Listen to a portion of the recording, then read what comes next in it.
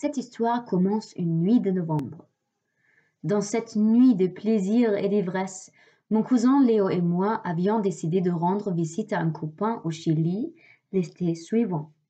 C'est comme ça que l'aventure a commencé. Au début de notre voyage, nous avons visité Buenos Aires. Nous avons fait la connaissance de beaucoup de gens qui nous ont montré la joie, la vivacité et la créativité de cette ville.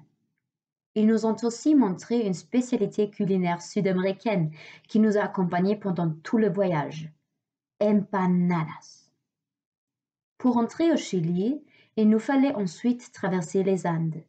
En faisant une bataille de boules de neige, nous avons dû apprendre que l'oxygène à une hauteur de 4000 mètres est rare.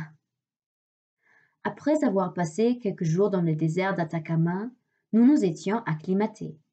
Alors, la seule conséquence logique nous paraissait d'escalader un volcan encore plus haut.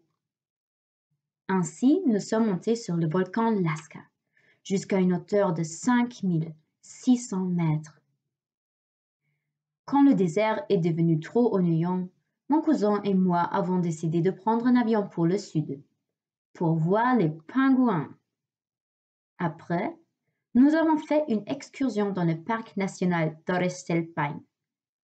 Nous avons dormi dans une tente et nous nous sommes baignés dans les fleuves des glaciers pendant 3 jours, en plein hiver.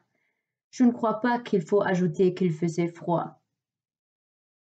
Pourtant, malgré le froid, ce n'était pas facile du tout de quitter ce pays merveilleux.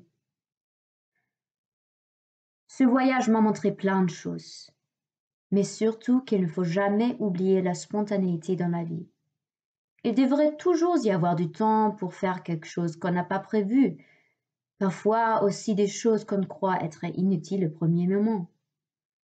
J'ai appris à dire oui plus vite, même si parfois j'ai peur ou si je ne sais pas ce qui se passera. Aussi, la gentillesse des gens en Amérique du Sud était stupéfiante.